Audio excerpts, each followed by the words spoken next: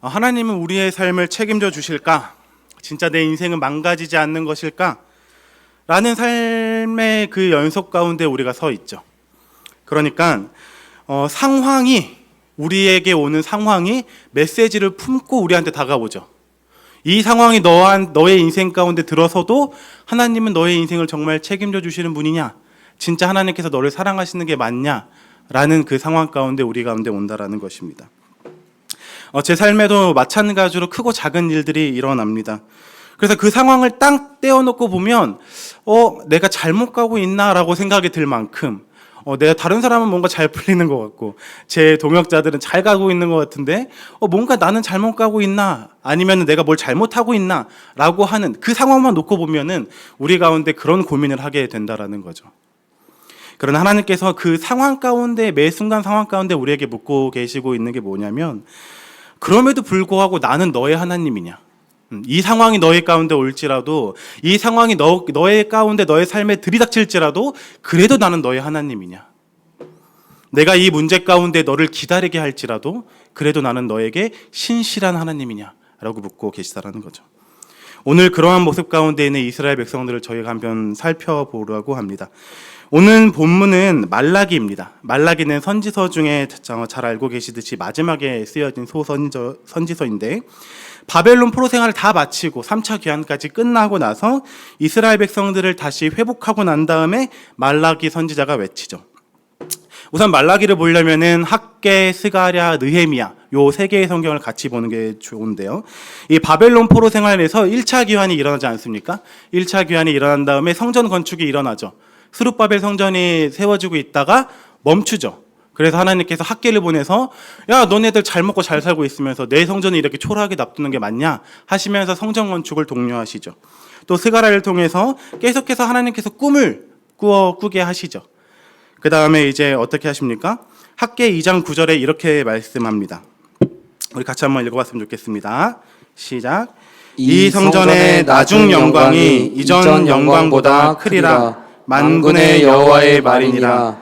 내가 이곳에 평강을 주리라. 만군의 여호와의 말이니라. 뭐라고 말씀하십니까? 이전 영광보다 더 클 거야. 엄청난 꿈을 주시는 거예요. 이전 영광은 뭡니까? 솔로몬 성전이죠. 그 솔로몬 성전의 화려함을 봤는데 스룹바벨 성전은 이보다 더할 거라고 하니까 얼마나 기대감이 컸겠습니까? 또 스가랴를 통해서 하나님께서 이스라엘 백성들 가운데 영적 회복을 약속하십니다. 그리고 성전 건축에 반대하는 자들에게 하나님께서 반드시 나는 그들과 싸우고 난 이길 거야 이렇게 말씀하시죠. 스가랴 4장 6절에서 7절입니다. 우리 같이 한번 읽어보도록 하겠습니다. 시작. 그가 내게 대답하여 이르되 여호와께서 스룹바벨에게 하신 말씀이 이러하니라. 만군의 여호와께서 말씀하시되 이는 힘으로 되지 아니하며 능력으로 되지 아니하고 오직 나의 영으로 되느니라. 이 성전의 나중 영광이 이전 영광보다 크리라. 만군의 여호와의 말이니라. 내가 이곳에 평강을 주리라. 만군의 여호와의 말이니라. 그러면 스가랴 4장 7절에 보면 4장 7절 가운데에 그 후에는 이렇게 말씀합니다. 큰 산아 네가 무엇이냐? 여호와 앞에서 낮아지리라. 저희가 많이 인용하고 많이 알고 있는 말씀 아닙니까? 그러니까 큰 산은 뭡니까? 스룹바벨의 성전을 짓는 모든 방해로부터 큰 산아 아무리 큰 방해일지라도 스룹바벨의 성전 가운데에 낮아지리라. 하나님께서 완벽한 약속 가운데 내가 반드시 승리하겠다 이렇게 말씀하신다라는 거죠. 그런데 오늘 이 하나님의 격려와 약속을 품고 이스라엘 백성들이 어떻게 합니까? 다시 돌아와요. 그래서 2차 기환, 3차 기환, 그 다음에 느헤미야까지 어떻게 됩니까? 성벽 건축을 끝낸 다음에 하나님의 사람들이 모여서 축하하고 아름다운 기쁨 가운데 있죠. 얼마나 기뻤겠습니까? 이스라엘 백성들이 포로 생활 가운데 아무 소망도 없이 아무 희망도 없었습니다. 그런데 진짜 하나님께서 약속하신 바를 이루시네. 와, 70년이 지나니까 진짜 모으시네. 그 다음에 성전 건축을 하시네. 성벽 건축도 하시네. 하시면서 하나님께서 척척척 밀고 가시는 걸 보게 된다라는 거죠. 그러면서 느헤미야 6장 16절에는 이렇게 고백하는데 그들이 우리 하나님께서 이 역사를 이루신 것을 알미라. 그들이 누구입니까? 우리를 방해하는 자들이 이 하나님의 성벽을 보면서 하나님께서 하신 걸 알 거다. 이렇게 고백을 하죠. 얼마나 감격스러웠겠습니까? 바벨론 포로 가운데에 진짜 맨날 그 가운데에 막 억눌리고 그 다음에 어떻게 해야지 우리가 다시 돌아갈 수 있을까? 어떻게 우리가 하나님을 섬길 수 있을까? 이런 고백 가운데 있었는데 하나님께서 확 밀더니 완벽하게 건설되어 버리는 거죠. 그러면서 하나님을 찬송하고 감격하면서 하나님의 자비하심을 서로 노래하죠. 그 다음에 어떻게 합니까? 에스라를 불러서 우리한테 율법을 가르쳐 달라. 우리가 그동안 율법을 너무 안 지켰다 하면서 율법을 회복합니다. 그러면서 죄를 뒤집어쓰고 회개하고 그 다음에 이방 여인의 민족을 다 밀어냅니다. 그리고 우리는 절대로 이제 안식일에는 아무리 좋은 값을 우리한테 와서 팔지라도 난 살지 않을 거야 하면서 영적 회복이 일어나죠. 그런데 하나님의 역사가 일어나지 않는 거죠. 그들이 보기에. 아니 성전은 건축되고 메시아가 온다고 해서 아까 학계에서 뭐라고 약속하셨습니까? 이전 영광보다 이후의 영광이 더 크리라. 그런데 어떻게 됩니까? 아무것도 일어나지 않는 거예요. 분명히 다 했는데 율법도 지키고 회개도 하고 그럼에도 불구하고 아무 일도 일어나지 않죠. 그렇다고 해서 이스라엘 백성들이 국가가 엄청 커진 것도 아니고 솔로몬의 성전만큼 가시적으로 화려한 것도 아니고 완벽하게 이스라엘 백성이 독립을 한 것도 아니고 아니 하나님께서 학개와 스가랴를 통해서 그 예언 믿고 하나님께서 약속하신 그 꿈 믿고 왔는데 그 꿈 믿고 돌아왔는데 아무것도 없는 거예요. 아니 적어도 희생은 우리한테는 뭔가 좀 있어야 되지 않겠습니까? 제가 생각하기에는 돌아왔으면 막 메시아가 스룹바벨 성전 가운데 도래하고 바벨론 무너뜨리고 다윗의 왕국을 회복하고 이렇게 해야 되는데 아무 일도 일어나지 않는다라는 거죠. 그들의 삶은 여전히 기근과 초라함과 이방 민족들에 대한 비웃음이 가득하다라는 것입니다.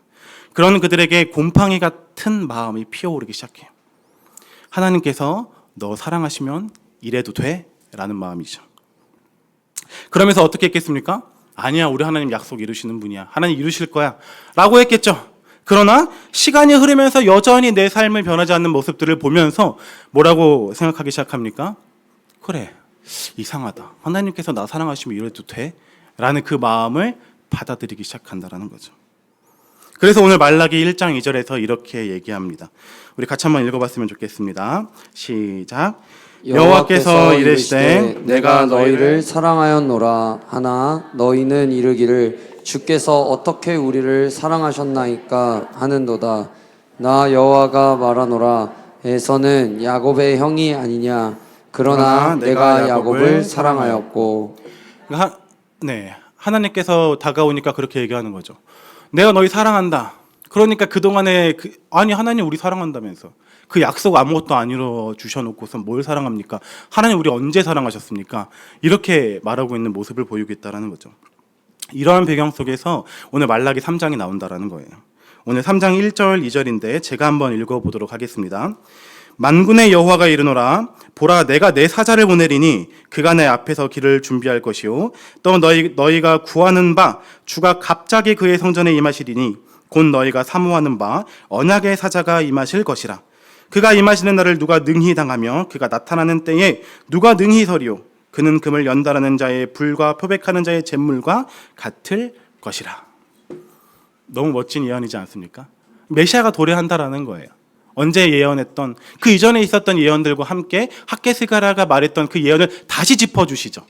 근데 이 예언을 들은 이스라엘 백성들의 마음이 어떻겠어요?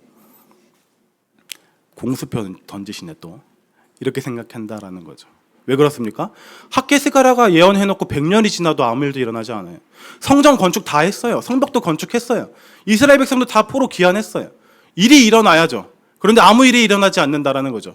그럼 뭐라고 생각했겠습니까? 공수표 던지시네 하나님 또 이렇게 생각한다라는 거죠.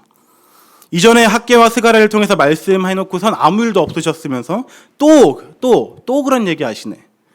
이들의 마음을 말라기 3장 14절 15절에서 이렇게 표현하고 계십니다. 같이 14절 제가 읽고 15절 한번 읽어주셨으면 좋겠습니다. 14절입니다. 이는 너희가 말하기를 하나님을 섬기는 것이 헛되니 만군의 여호와 앞에서 그 명령을 지키며 슬프게 행하는 것이 무엇이 유익하리요. 지금 우리는 교만한 자가 복되다 하며 악을 행하는 자가 번성하며 하나님을 시험하는 자가 화를 면한다 하노라 함이라. 너무 슬픈 공존 아닙니까? 너무 슬픈 동거이죠. 차라리 이방 신들한테 가서 섬기는 것도 아니고 하나님한테 두들겨 맞아 놓으니까 그래서 내가 딴 데는 못 가겠고 그래서 옆에는 있어야겠고 그러나 마음은 빼버린 상태로 그렇게 하나님 옆에 있으면서 하나님을 위해서 내가 다 해봤는데 아무것도 주지 않지 않습니까? 하나님 약속 안 지키시는 분 아닙니까? 내가 보니까 교만한 자가 복됩니다. 내가 보니까 악을 행하는 자가 더 번성하게 잘 삽니다. 우리 집에는 아무것도 없는데 악을 행하며 사는 거 보니까 이 사람들이 더 잘 삽니다. 하면서 하나님에 대해서 신뢰가 완전히 깨어버린 상태인 거죠. 이 복음이라는 것이 이렇게 되면 진짜 너무 슬프다라는 거죠. 안 믿으면 지옥 간다라고 해서 믿고 하나님이 살아계시는 것과 예수님께서 예수님 안 믿으면 죽는다는 것은 인정하지만 믿어지기는 하지만 그러나 내 삶에 대해서 아무 유익이 없는 그래서 그냥 옆에는 있고 그러나 하나님이 하라는 것들은 다 하지만 마음은 빠져 있는 그래서 어떤 메시지가 던져져도 그저 코웃음 치면서 또 공수표 날리시네. 내가 하나님 열심히 믿고 과거에 다 드려봤지만 허울뿐인 열정이었고 그저 젊은 시절의 패기였다. 내게 아무 유익도 되지 않았다. 차라리 그 시간에 내가 사회적으로 일을 했던지 아니면 공부를 했던지 자격증을 따던지 아니면 내가 어떤 일들을 했더라면 지금보다 내 삶이 더 나아졌을 텐데 라고 말하는 거죠. 그래서 나는 그저 적당한 그리고 나이스한 그리스도인으로 살아가는 법을 터득했고 나는 그렇게 살아가기로 작정했다라고 얘기하는 거죠. 마치 이스라엘 백성들이 교만한 자가 복되며 악을 행하는 자가 번성하다라고 하듯이 그렇게 사는 것이 지혜로운 방법이고 그렇게 하는 것이 내 삶을 풍족하고 여유로워지는 방법 굳이 하나님의 명령을 가지고 그거 지키려고 슬퍼하며 애쓰고 자신을 책망하는 일이 무엇이 유익하리요라고 하는 것처럼 말이죠. 완전히 깨진 관계이죠. 차라리 남이면 인사라도 하지 남들을 만나면 인사라도 하지 않습니까? 그러나 깨어진 부부관계는 어떻습니까? 집에 와도 인사도 안 해요. 소파에 앉아 있어도 투명인간 취급하고 말도 안 걸죠. 밥은 먹었는지, 오늘 일은 어땠는지, 내 할 바 아니에요. 그러면서 자식 때문에 헤어지는 못하지만, 그러나 이 정도로 거리관계 유지하는 것이 우리 서로에게 유익이라 하면서 그렇게 살고 있는 모습이죠. 이들이 이렇게 하나님한테 신뢰를 잃어버린 이유가 어디에 있습니까? 이들이 왜 무엇에 넘어진 거입니까? 이들이 걸려 넘어질 돌을 의지했기 때문에 넘어진 거예요. 하나님께서 학개와 스가랴를 통한 약속의 말씀을 이루셨습니까? 안 이루셨습니까? 정확하게 다 이루셨죠. 하나도 빠짐없이 이루셨죠. 우리는 그걸 다 목격하지 않았습니까? 그러나 이스라엘 백성들은 약속이 진행 중이죠. 우리는 약속이 이루어진 것을 봤고 이스라엘 백성들은 약속의 진행 중인 걸 봤던 거죠. 그런데 이 약속을 빼놓고 보면은 하나님께서 이스라엘 백성들에게 한 약속이 이것뿐만이 아닙니다. 너무나도 많아요. 출애굽할 때도 하나님께서 약속하시죠. 나중에 너희가 애굽에서 나그네가 될 텐데 내가 너희 끌어내리라. 그거 이루셨잖아요. 바벨론 포로 70년 이루셨잖아요. 그러면 그거를 믿고 하나님의 약속을 기다려야죠. 믿어야죠. 하나님이 이루시겠다.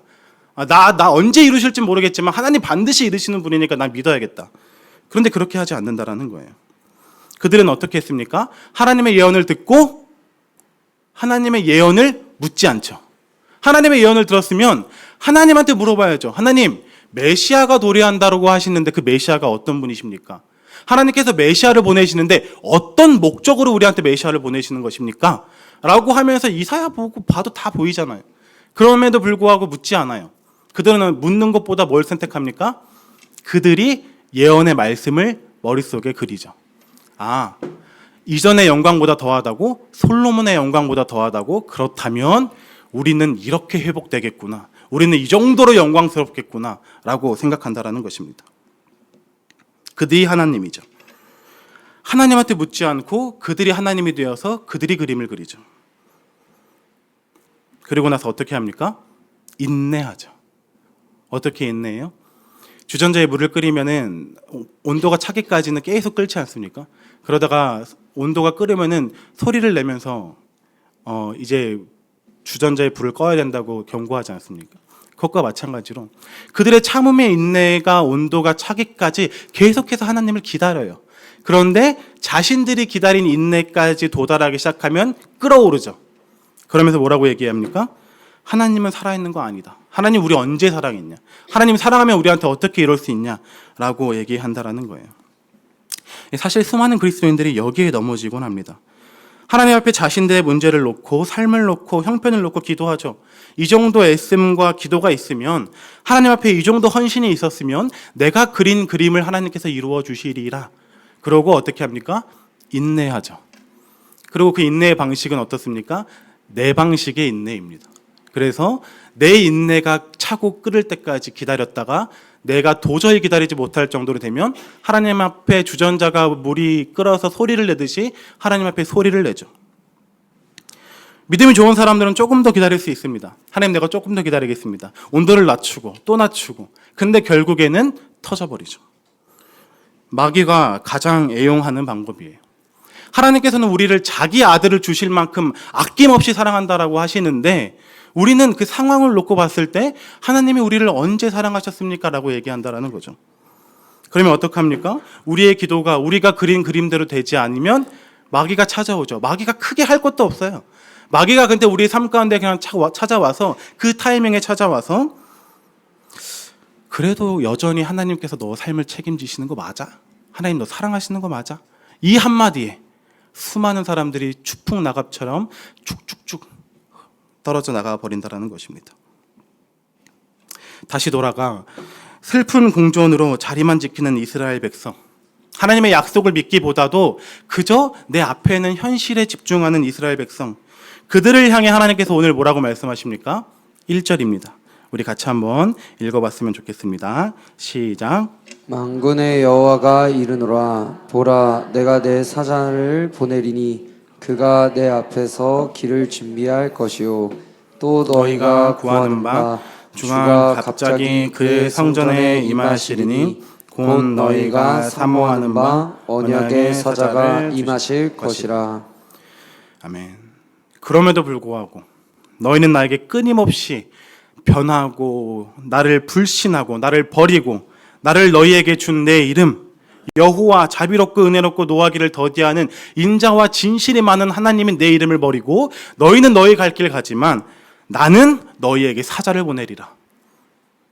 그가 와서 너희가 기다리지 못하고 너희 마음에 그렸던 메시아 그 메시아를 임하게 하리라 라고 말씀하신다라는 거예요. 마치 하나님의 자비하심의 파도가 하나님께서 정하신 그곳으로 쭉 밀고 가죠. 그러나 우리는 어떻게 합니까? 그 가운데 서서 돌을 들면서 던지는 거예요. 하나님께서 약속하셨으면 이제 지금은 이루셔야 되는 것 같은데요. 아니요, 하나님 다윗의 영광을 회복시켜야 된다라니까요. 하나님 지금 뭐 하고 계신 겁니까? 하나님 지금은 이루셔야 되는 거 아닙니까? 하나님 이 모습으로 하셔야 된다라니까요. 하면서 돌을 던지지만 하나님의 자비하심의 파도는 그 돌들에 일일이 다 반응하지 않으세요. 그저 하나님의 약속하신 때로 쭉 밀고 가죠. 그러시면서 어디까지 밀고 가십니까? 세례 요한, 하나님의 사자를 준비하시는 그곳까지 쭉 밀고 가신다라는 것입니다. 그리고 하나님의 말씀을 완벽하게 성취하시죠. 그리고 그 세례 요한 뒤에 누가 따라오십니까? 메시아, 우리 주 예수 그리스도께서 따라오시죠. 오늘 이 예언, 이 3장의 예언은 언제 성취되나요? 이 이스라엘 백성이 학개와 스가라의 이 말씀, 이 예언 가지고 지치는 게 100년이거든요. 근데 말라기 예언은 400년 뒤에 성취가 됩니다. 400년. 그 누구도 이 예언을 기억하지 않죠. 그렇게 그들이 메시아를 기다렸으면 메시아가 오기 전에 세례 요한을 봤을 때 뭔가 떠오르는 게 있어야 되지 않겠습니까? 그러나 아무도 그 말씀을 기억하지 않아요. 예언이고 이런 모든 것들 다 헛되고 하나님 섬기는 것도 헛되고 악을 행하는 자가 잘 먹고 잘 산다라면서 그들은 그 삶을 선택해버리죠. 그러나 하나님께서 그런 자들을 버리지 아니하시고 누구를 보내시는 거예요? 그리스도를 보내시는 거예요. 그리고 그리스도께서 약속대로 하나님의 말씀대로 하나님의 때에 정확하게 죽으시죠. 예수님께서 이 땅에 계실 때 뭐라고 말씀하십니까?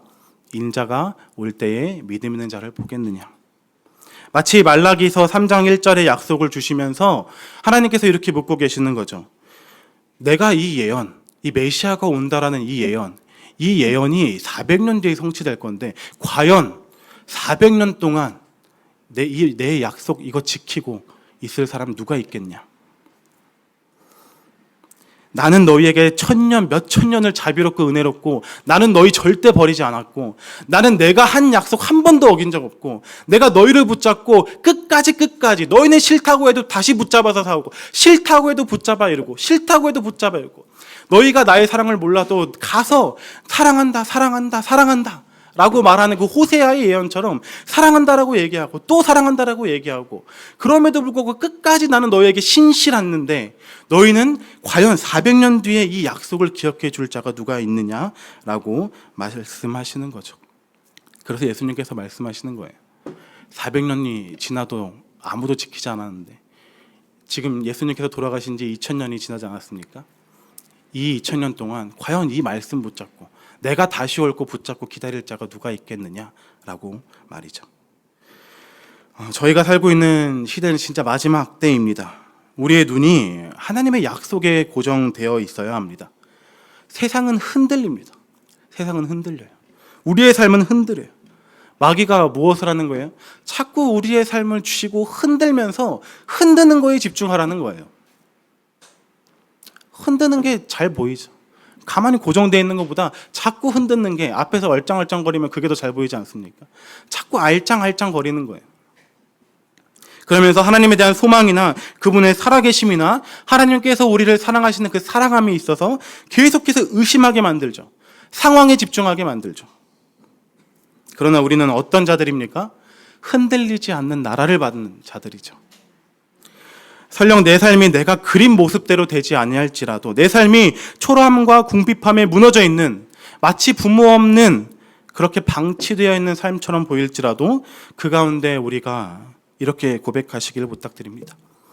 하나님, 내 삶이 어떻게 해야 될지 모르겠고 초라하고 무너져서 내 삶을 가리키면서 원수가 나를 조롱하고 회방합니다. 그 조롱과 회방에 나도 동의가 될 때가 있습니다. 그러나 주님, 저는 다시 주님의 마음에 고정합니다. 내 마음을 주님께 고정합니다. 잠시 왔다 가는 나그네 인생길에 부요할 때도 궁핍할 때도 있겠지만 그 상황이 하나님의 사랑을 변하게 하는 것이 아닌 줄을 믿습니다. 하나님께서 원하시는 사람은 그런 사람입니다. 하나님께서 하나님과 함께 대단하고 멋진 일, 많은 사람을 구원하고 하나님께서 영광스럽게 되는 일을 사용하시는 것도 원하지만 하나님께서 정말 원하는 사람은 세례 요한이 왔을 때, 세례 요한이 회개를 베풀 때에 그 모습을 보면서 말라기를 펼치면서 3장 1절을 가리키면서 하나님, 내가 400년 동안 내 할아버지, 내 아버지, 내 세대를 걸쳐서 이 오시기로 하신 이 사자, 여호와의 사자, 하나님께서 말씀하신 약속, 이 약속 지금 성취하시는 겁니까? 라고 물어볼 진짜 그럴 사람을 하나님께서 기다리고 계신다는 거죠. 진짜 그러면 우리 하나님 마음이 시원하지 않겠습니까? 우리 하나님의 마음이 풍족하지 않겠습니까? 아무도 하나님의 약속을 기억하고 있지 않은데 자신의 삶이 약속과 멀어져 보임에도 불구하고 흔들리고 무너지고 그래도 다시 붙잡고 그래서 이리저리 찢기고 상한 그 한 사람, 하나님의 약속 붙잡고 있었던 그 한 사람 보면 우리 하나님의 마음이 너무 기쁘지 않겠냐는 거예요. 그 한 사람 보면 하나님께서 고맙다고 하실 것 같아요. 그 약속 믿으면서 지키는 거 진짜 너무 힘들었을 텐데 그럼에도 불구하고 저버리지 않고 그대로 그 약속을 지켜줘서 고맙다라고 말이죠. 이 모든 것이 능으로 되지 않습니다. 믿고자 하는 열정과 의지로도 되지 않습니다. 경험으로도 되지 않고 연륜으로도 되지 않아요. 어떤 자들이 그 약속을 믿고 신뢰할 수 있습니까? 우리 6절입니다. 같이 한번 읽었으면 좋겠습니다. 나 여호와는 변하지 아니하나니 그러므로 야곱의 자손들아 너희가 소멸되지 아니하느니라. 아멘. 변하지 아니하시는 하나님. 나는 수없이 변하는데 내 감정은 수천 번 요동치는데 내 상황은 수시로 왔다 갔다 하는데 변하지 아니하시는 하나님. 그 하나님 앞에 가면, 그 하나님 앞에 서면 여전히 나를 너무 좋아하시고 이런 나한테 소망이 있다라고 하시고 풀 죽은 나에게 그래도 나는 너밖에 없다라고 하시는 그 변하지 아니하시는 하나님 마주하면 우리가 소멸되지 않을 줄 믿습니다. 우리가 그런 믿음으로 우리의 삶 가운데 하나님과 직면하는 그런 우리가 되었으면 좋겠습니다.